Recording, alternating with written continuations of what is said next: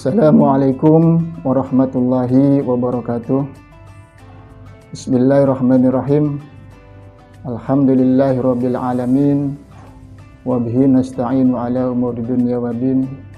Assalatu wassalamu ala asrofil anbiya'i wal mursalin sayyidina wa maulana Muhammadin wa ala alihi washabihi ajmain, amma ba'du.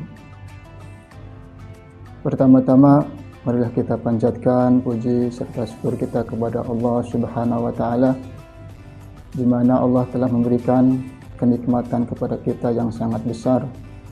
Apabila dihitung tidak akan terhitung, apabila dibilang tidak akan terbilang.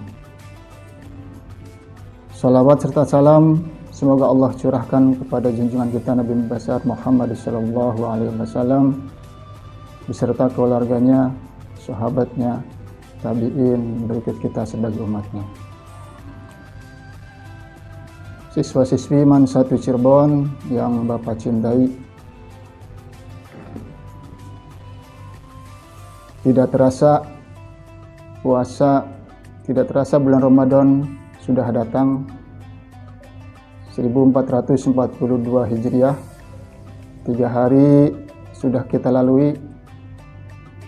Jangan sampai bulan Ramadan ini kita tidak bisa berinteraksi dengan Ramadan. Kita hanya bisa berdiam diri, seolah-olah Ramadan itu hanya lewat dengan tidak ada bekasnya.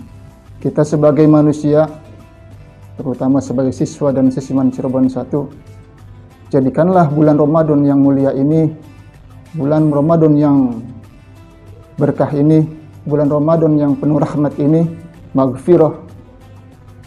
Kita harus sering-sering berkomunikasi dengan bulan Ramadan ini. Salah satunya yaitu dengan amalan-amalan yang ada di bulan Ramadan ini. Apa saja sih yang membuat Ramadan kita ini hidup?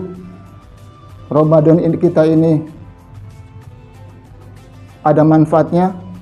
Salah satunya amalan-amalan yang di bulan Ramadan ini ada, tidak di bulan-bulan yang lainnya. Ada yang ada yang tidak di bulan yang lainnya. Setahun hanya 1 kali di bulan Ramadan. Amalan yang pertama di bulan Ramadan itu adalah puasa sendiri. Allah berfirman dalam surat Al-Baqarah 183, A'udzubillahi minasyaitonirrajim. Bismillahirrahmanirrahim. Ya ayyuhalladzina amanu kutiba alaikumusyamu kama kutiba alal ladzina min qablikum la'allakum tattaqun. Wahai orang-orang yang beriman, telah kami perintahkan kepadamu untuk berpuasa sebagaimana dulu umat-umat yang terdahulu berpuasa juga, supaya kamu bertakwa. Puasa yaitu adalah menahan diri dari lapar, haus, hal-hal yang membatalkan puasa tersebut. Mulai dari kapan?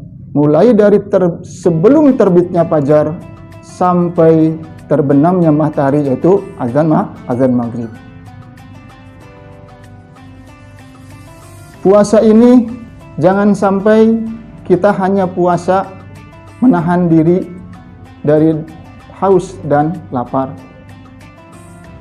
Karena kita ini usia siswa MAN 1 itu sudah harus lebih baik lagi daripada puasanya anak-anak SMP maupun MTS.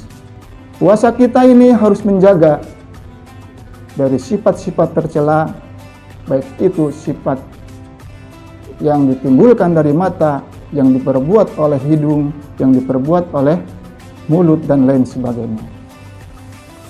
Puasa kita ini bisa membakar dosa-dosa yang telah diperbuat di zaman dulu. Itulah puasa. Yang kedua, amalan yang kedua adalah sahur. Sahur hukumnya sunnah. Walaupun sunnah tetapi banyak manfaatnya. Nabi sendiri bersabda di dalam hadisnya, tasahharu fa inna yusahhiru barokah. Di dalam sahurlah kalian, karena di dalam sahur itu terdapat barokah. Berkah apa? Ketika kita sahur, itu ada semacam tenaga, ada semacam optimis untuk di hari kedepannya. Orang yang sahur dengan orang yang tidak sahur berbeda. Orang sahur itu puasanya akan lebih semangat karena dia makan, karena dia minum. Otomatis nanti fisiknya ketika berpuasa dia akan terjaga. Yang tidak sahur, coba lihat. Yang tidak sahur kadang tidak optimis di dalam puasanya. Banyaknya lemas. Makanya di samping banyak barokahnya, sahur itu sunnah juga. Sunnah Rasulullah. Kalau Rasul saja mengerjakannya, bagaimana dengan umatnya? Kita harus mengikuti Nabi Muhammad SAW. Kemudian amalan yang ketiga di bulan Ramadan itu membaca Al-Quran. Makanya disebut juga yang namanya Ramadan Syahrul Quran, bulannya Al-Quran. Betapa ruginya di bulan Ramadan kalau kita tidak berbanyak baca Al-Quran. Diumpamakan orang yang membaca Al-Quran kemudian mengamalkannya, yaitu orang mukmin, itu seperti buah utrujah, harum baunya, kemudian manis rasanya. Kemudian orang mukmin yang tidak membaca Al-Quran tapi mengamalkannya, itu seperti buah kurma, manis rasanya tapi tanpa bau, tanpa ada wanginya. Adapun orang munafik yang membaca Al-Quran seperti buah rainul, wangi rasanya, wangi baunya, tapi tidak ada rasanya, pahit rasanya. Ya. Itulah orang yang membaca Al-Quran. Makanya di bulan Ramadan ini, ayo kita berlomba-lomba untuk membaca Al-Quran, khataman Al-Quran, dari mulai awal sampai akhir, berapa kali khatam kita membaca Al-Quran. Mudah-mudahan Allah memberikan pahala yang besar, karena di bulan Ramadan ini pahalanya berlipat ganda. Kemudian yang keempat, amalan yang keempat itu selain membaca Al-Quran, kita beriktikaf. Kalau dulu sebelum masa corona, beriktikafnya di masjid. Kalau sekarang mungkin bisa, karena ada corona, beriktikaf di rumah. Apa itu iktikaf? Muhasabah, merenung, bertafakur, berevaluasi diri. Apa yang telah kita perbuat dari dulu sampai sekarang. Beriktikaf, merenung, ya Allah, saya ini dulu begini, saya ini telah berbuat dosa kepadamu, saya akan lebih baik lagi. Tafakur, evaluasi diri, lebih baik gitu. Nanti akan kesananya akan lebih optimis, akan lebih dekat dengan Allah Subhanahu wa Ta'ala. Sering-seringlah beriktikaf ketika bulan Ramadan. Kemudian amalan yang seterusnya, sering-seringlah beristighfar. Istighfar manfaatnya itu menghapus dosa-dosa kecil. Istighfar yang diyakini dengan hati, yang diamanahkan. Ya, astagfirullahaladzim, diyakini dengan hati, bukan cuma di mulutnya saja. Insya Allah nanti bermanfaat untuk kehidupan seterusnya. Akan berbuat yang jelek tidak akan, kan istighfarnya benar-benar istighfar. Ayo bareng-bareng kita di bulan Ramadan ini selalu meningkatkan ketakwaan kita kepada Allah Subhanahu wa Ta'ala. Kemudian amalan seterusnya di bulan Ramadan itu mengerjakan sholat malam atau sholat tarawih. Sholat tarawih ini dikerjakan hanya 1 tahun sekali pada bulan Ramadan saja. Makanya hayu kita bareng-bareng untuk mengerjakan sholat tarawih.